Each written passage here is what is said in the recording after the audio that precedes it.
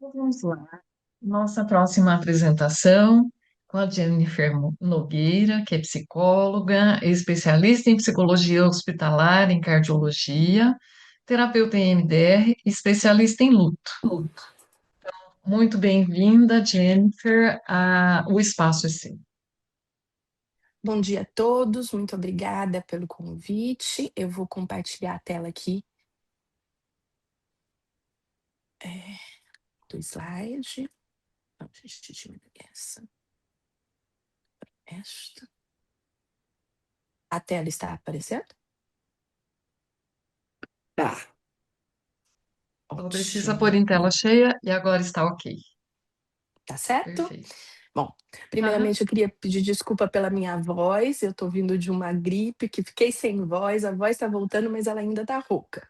Mas eu acho que dá para vocês me entenderem e me ouvir. Bom, primeiramente, muito obrigada novamente. Eu vou falar um pouco para gente trazer um pouco mais de toda essa manhã, tudo que a gente estudou aqui. Eu acho que uma coisa complementa a outra. A apresentação agora foi fantástica dessa questão do estresse. Eu acho que tudo se conecta e é muito rico esse tipo de encontro e esse tipo de discussão. O que eu vou trazer agora é o uso do MDR no manejo do luto traumático. A gente vai trabalhar com esse desatar dos nós neurobiológicos das perdas violentas nesse tipo de clínica, na prática clínica, né? O luto, ele é uma transição psicossocial, ele não é uma doença, não é algo para se tratar, ele é natural, é uma resposta natural de quê? Do rompimento de um vínculo significativo entre duas pessoas, duas situações ou perdas de trabalho, tem outros tipos de luto também. Ela exige uma transição gradual do ajustamento do mundo da pessoa que perdeu alguém, porque esse mundo foi alterado de alguma forma. Tudo que é conhecido, todas as premissas, elas são alteradas quando existe uma perda, perda natural que acontece. Se a gente for pensar em alguns facilitadores e alguns dificultadores, ou fatores que contribuem para o desenvolvimento de uma transição, de um luto saudável, de um luto natural, e existem alguns fatores de risco para o desenvolvimento de um luto eh, mais complicado, ou até mesmo do transtorno de luto prolongado que tem no DSM agora. Os facilitadores de uma transição, a gente vai pensar, porque o luto, ele começa, a forma como vivenciamos o luto, ele começa no tipo de vinculação. Qual é o vínculo que você tem com essa pessoa? Então, ele começa na sua relação com o outro.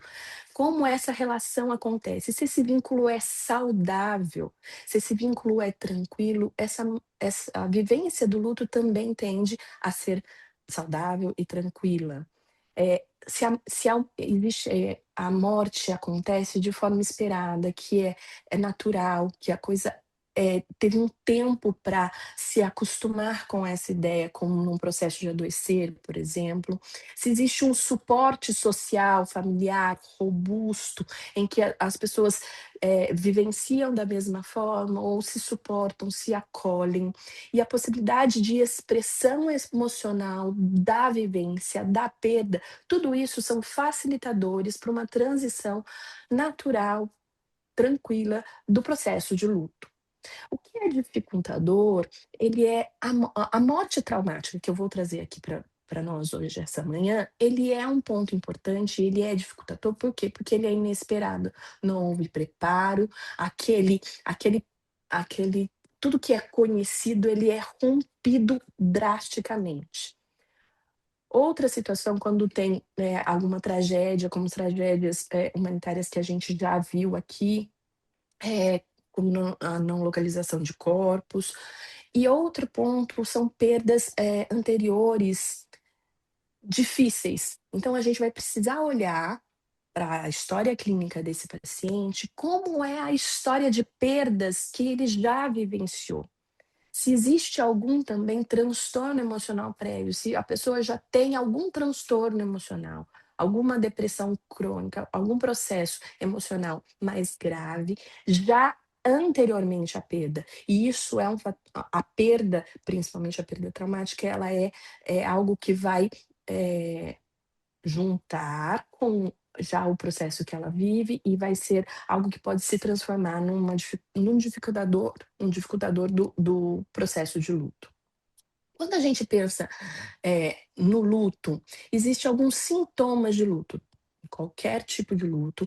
Por quê? Porque o luto ele vai modificar e ele vai, eh, influenciar em vários fatores da nossa vida. Cognitivamente, existe uma confusão mental, uma desorientação, pensamentos intrusivos e alucinações. Aqui eu coloco pensamentos intrusivos, mas ainda não estou falando de algo que a gente precise trabalhar ou que tenha a ver com o trauma. Que tipo de pensamentos? Vem sobre como foi, o que aconteceu, se eu pude fazer alguma coisa. Quando a gente coloca alucinações, o cérebro, ele quando falta alguma coisa, é como se aquela vamos pensar, o cérebro existem várias ruas, está fluindo, o trânsito está fluindo normalmente, existe um rompimento ali com a morte. O seu cérebro, quando acorda de manhã, ele completa essa lacuna que está faltando. Então, às vezes, o paciente que perdeu alguém, ele escuta sons, ele escuta a voz. Às 6 horas da tarde, que o marido chegava e balançava a chave, cheguei. Às vezes, naquele momento, ele escuta. E isso não é, isso é algo natural que acontece. É o cérebro tentando se adaptar, se reorganizar, encontrar o preenchimento das lacunas. Na questão espiritual, existe uma crise de fé, questionamento de valores, sentimentos de raiva divino, o que aconteceu, isso faz parte, é natural do processo de luto. Muitas vezes existe na questão social, cultural, isolamento, evitação de algumas situações em que lembrava esse ente querido, uma perda de identidade, por quê? Porque nós temos que se reorganizar e nos descobrir sem aquela pessoa, porque o olhar do outro e diz muito de nossa identidade. Eu sou a esposa de alguém, eu sou o marido de alguém, eu sou o pai de alguém, eu sou o filho de alguém, eu sou o amigo querido daquela pessoa. Então, existe aí uma reestruturação da identidade. E às vezes o aumento de uso de substâncias, como o uso de cigarro, quem fuma, aumenta o uso de cigarro, de bebidas alcoólicas, e isso precisa ser olhado também. Afetivamente, existe um choque, a raiva, a culpa, uma ansiedade aguda, perda de prazer.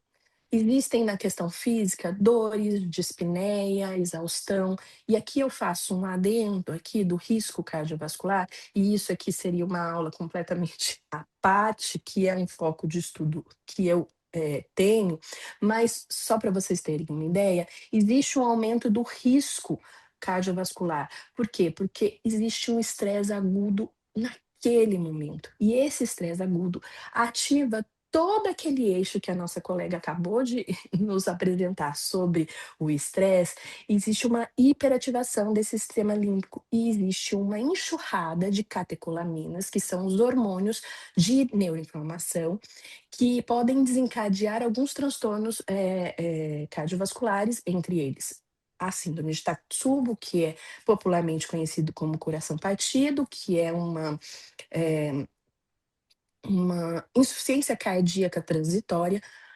Existe também, principalmente em pacientes que já têm algum problema cardiovascular, que já têm algum diagnóstico cardiovascular, que já têm alguma doença cardiovascular, existe um aumento de risco de morte por infarto agudo do miocárdio, por risco de AVC e descompensação de insuficiência cardíaca, né. Isso é um ponto importante que a gente precisa olhar.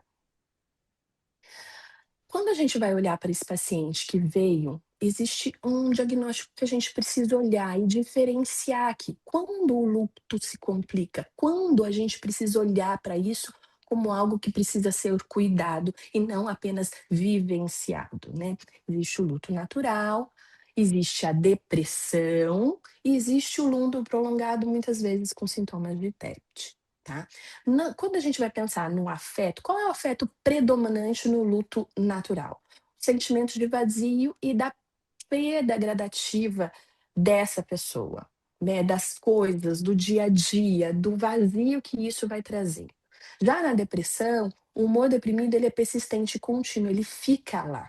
Já no luto prolongado, a dor intensa e aí existe uma ansiedade fóbica que a gente precisa olhar e que precisa ser levado a um ponto de tratamento, tá? Qual é o foco do pensamento no luto normal? Focado na pessoa falecida e nas memórias, o que ela está perdendo, o que ela vai trazendo, e isso faz parte da reestruturação do luto, da reestruturação dessa pessoa, da reestruturação de quem essa pessoa que não está mais lá e quem é você sem essa pessoa, né? Já na depressão, esse foco de pensamento ele fica muito focado na autocrítica, no pessimismo muito generalizado, ele fica nesse ponto. No luto prolongado, ele existe uma evitação severa das lembranças, ele não quer pensar, ele não quer trazer, e existe pensamentos intrusivos fixos, que tem a ver com o que a gente vai olhar pra, e que tem a ver com a paralisação do dia a dia da pessoa. A capacidade de fazer as coisas no luto natural, ela fica preservada. Claro que é intermitente, ele é oscilante. Às vezes a pessoa vai para o ponto de vida, de desenvolvimento, de reestruturação da vida, e tem momentos do dia ou da semana em que ela vai para aquele momento mais intrínseco, em que ela vai pensar na perda, que ela vai trazer da perda, muito a ver com o que acontece no dia a dia, o que é disparador para aqueles sentimentos, mas isso é cíclico e natural de um módulo, de uma vivência de pêndulo que o luto traz. Na depressão, existe uma incapacidade crônica de antecipar a felicidade, de conseguir viver a felicidade. Já no luto prolongado, existe uma anestesia emocional, uma, uma apatia, uma não sensação de emoções e uma sensação de que a vida não faz sentido, o que muitas vezes é um risco também de suicídio, por exemplo, né. No luto, natural não existe uma classificação, né, no DSM-4, é uma transição natural. Na depressão, um transtorno depressivo maior, e no luto prolongado existe o transtorno de luto prolongado, que existe alguns sintomas, precisa vivenciar alguns sintomas, em pelo menos 12 meses, tá. Claro que esse termo ainda é discutido, não é muito, unânime entre os estudiosos de luto. Quando a gente pensa no luto, e o luto traumático, a gente existe não é um único diagnóstico, existe uma sobreposição de duas cargas psíquicas que estão acontecendo simultaneamente. Existe o evento traumático, que é a morte violenta, muitas vezes por violência, por qual é o que aconteceu, qual tipo de violência, como foi, qual é a intencionalidade daquele momento, daquele evento traumático, o choque que isso acontece.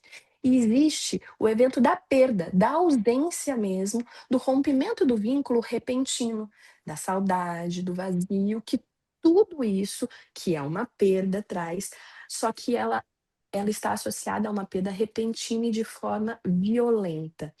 E qual é o desafio clínico ali, né?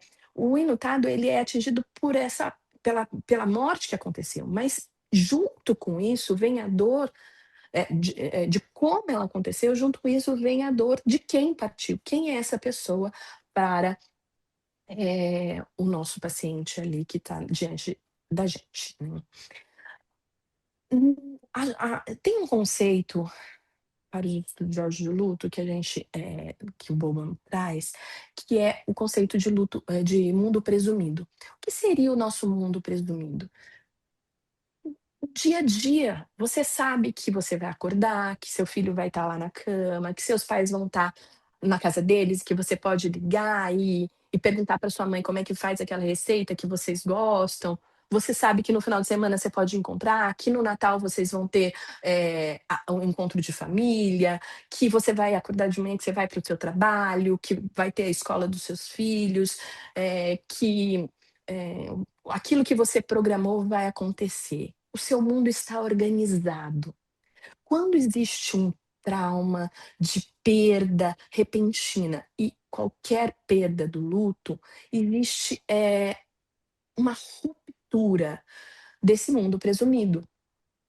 Aquilo que a gente conhece, tudo que é conhecido e que é esperado, ele é rompido. E quando o trauma é junto, é violento, de uma morte traumática, ele é repentino. Ele não é somente a perda de alguém, ele destrói tudo que é conhecido. Então existe um golpe, uma perda, uma carga emocional paralisante.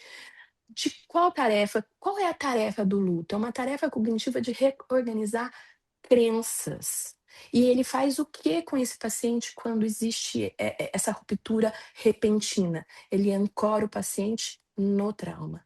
O paciente ele fica congelado em todos os processos do trauma, que é o que a gente conhece do modelo adaptativo, o processamento adaptativo de informação da doutora Francine Shapiro. Naturalmente, a gente vive a experiência, essa experiência é processada de forma adaptativa no nosso cérebro, e o que acontece com o luto? Né? Ele acontece, ele tem um processo aí de vivência, ele se adapta, e existe uma integração da memória autobiográfica. Ele integra isso, a pessoa se reorganiza. Aquela pessoa perdida, ela passa a vivenciar dentro de você. Ela faz parte da sua história e você consegue diferenciar que ela não está presente, mas ela faz parte da sua história e você vai se reconstituir diante dessa nova realidade, mas com isso dentro de você e organizado. Isso leva um tempo, tem altos e baixos, não é uma coisa simples, mas é natural. Quando existe um trauma, um luto traumático, existe o trauma, o bloqueio desse trauma violento. Existe o evento violento, então existe a cena, as notícias, as imagens, cheiros, muitas coisas envolvidas ali. O efeito do armazenamento, ele é o quê? Disfuncional, que é o que a gente conhece em relação a trauma. Então a gente vai pensar nesse paciente congelado no momento da perda e na forma dessa perda. E o que acontece? Gatilhos fóbicos, sintomas de TEPT, impedem esse paciente de processar a informação, impede esse paciente de vivenciar naturalmente o seu processo de luto e bloqueia a integração dessa perda dentro desse paciente, tá? Elas ficam congeladas, como a gente conhece, e o sintoma de TEPT, ele é perpetuado, ele continua, ele se manifesta, ele passa a gerir a vida daquela pessoa. Qual é o papel do MDR aqui? O papel do MDR é desbloquear o caminho para a vivência natural do luto. Né?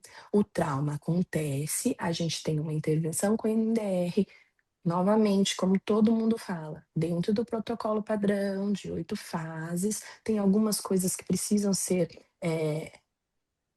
levadas um pouco em consideração e que eu vou trazer um pouquinho mais para frente, mas ele quando a gente intervém com o MDR no luto traumático, das memórias, do que o trauma da perda trouxe, a gente libera, desbloqueia o caminho do cérebro para que o paciente vivencie um luto adaptativo.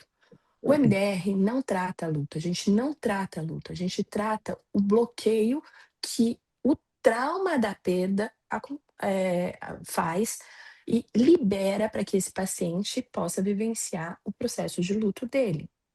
O mecanismo de ação do MDR ele é focal, ele tira a carga fóbica das memórias violentas e traz a possibilidade de memórias positivas, o vínculo saudável que aquela pessoa tinha com quem faleceu.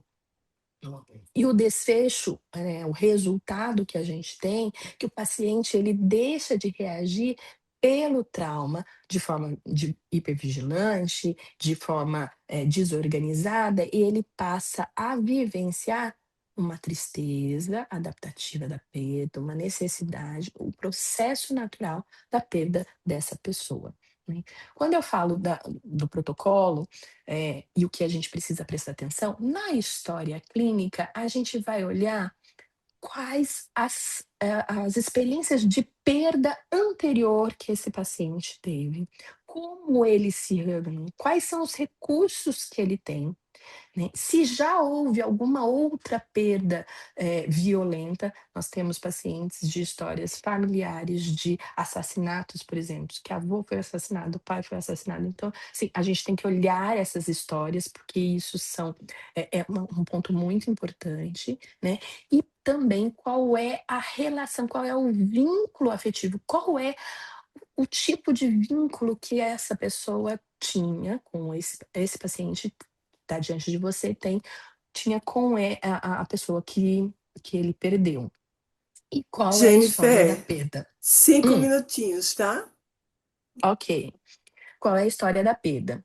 Na preparação, a gente precisa de um tempo um pouco mais prolongado. Por quê? Porque a gente precisa que esse paciente se estabilize. Então, a parte de estabilização, de reorganização, de instalação de recursos, ela precisa ser um pouco mais prolongada. Todas as outras, etapas são, as mesmas, tá. E a reavaliação, vocês vão olhar para o processamento dos gatilhos e dos disparadores de medo antecipatório. Como que eu vou viver sem essa pessoa, como eu vou se reestruturar e se reorganizar.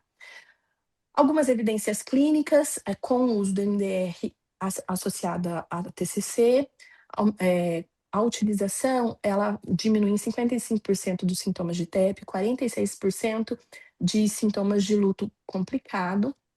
Então, isso é um estudo que eu trouxe aqui para a gente ter de luto. E um caso de uma paciente que eu atendi, para finalizar, uma paciente de 44 anos, ela teve um acidente, uma briga de trânsito em que o marido foi morto com uma chave de fenda no coração com 3 apunhaladas. Veio com 2 semanas após, esse ato de violência.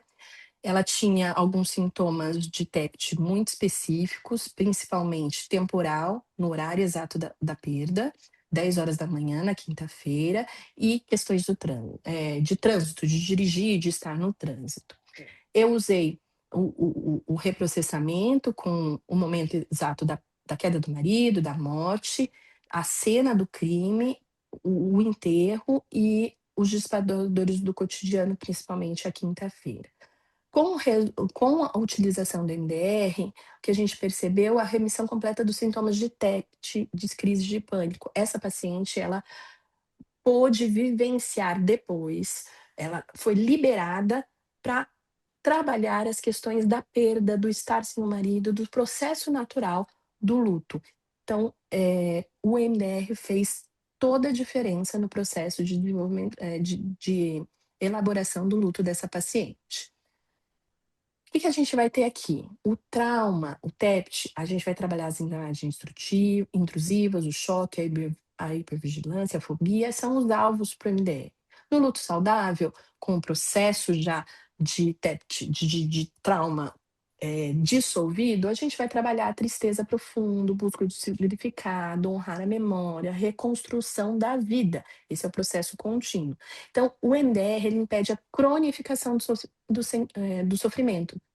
Ele dissolve novamente esses nós neurobiológicos do evento violento, resgata a dignidade da dor desse paciente. Ele devolve a ele o direito de focar na reconstrução do significado da vida, da memória da pessoa amada, sem a interferência desse terror. Nós não tratamos o luto, nós tratamos o trauma para que o paciente recupere o direito de vivenciar o luto com amor e não com terror. É isso que eu queria trazer aqui para vocês hoje. Tem meu telefone, tem o meu Parabéns, Instagram Jennifer. aqui. Muito bem, muito linda a sua explanação. E a gente tem no chat algumas perguntas, então vamos lá. Em pacientes, Anaí Pontes que pergunta, em pacientes enlutados, em que momento, Jennifer, você considera apropriado iniciar o processamento com EMDR sem interferir no curso natural do luto? A gente vai trabalhar com o MDR quando existem memórias intrusivas, quando existe a percepção e você vai perceber que esse paciente ele está vivendo aquela situação de alguma forma, com sintomas traumáticos, com sintomas de que aquilo está bloqueando demais o processo de luto natural. E ainda em continuidade, essas cinco Uhum. dimensões que você se referiu costumam aparecer simultaneamente ou existe uma sequência mais comum na prática clínica? É simultâneo. É dia, ele é o lu assim como a vivência do luto, ele é em ondas, ele vai de um lado para o outro, não tem agora é essa fase de viver a revolta com Deus. Agora essa fase não é isso, ele é um processo contínuo que ele pode ir e voltar, melhorar e piorar e ter porque o dia a dia ali precisa ser reorganizado. Foi tudo o mundo presumido daquela pessoa foi destruído, e então ela tem que se reorganizar, se reencontrar. Então muitas coisas o corpo reage de alguma forma, e muitas coisas acontecem ao mesmo tempo. A sensação do absurdo de ter acontecido e, insensivelmente, o mundo continua girando como se nada tivesse acontecido. Principalmente em situações se a gente Então, for um pensar aprendizado. Principalmente se a gente for pensar quando a gente pensa em morte violenta, quando a gente traz alguma coisa, aí é um ponto que o MDR precisa entrar para auxiliar, ele precisa quando o profissional que está diante daquele paciente tem a formação adequada, né. Mas, ele é importante, ele tem um papel importante para que ele esse desbloqueio, porque esse paciente uma coisa é vivenciar o processo natural de luto, outra coisa é ficar congelado no trauma daquela vivência, daquela perda traumática, né. Então a gente precisa desbloquear aquilo para que o paciente possa vivenciar naturalmente a sua perda e reintegrar a sua identidade, a sua vida, voltar para o seu dia a dia ali, né. Claro, essa pessoa nunca mais será a mesma, diante de uma morte a gente não é mais a mesma, porque a identidade muda, né, a reorganização interna muda, a visão muda, e o mundo se modifica também.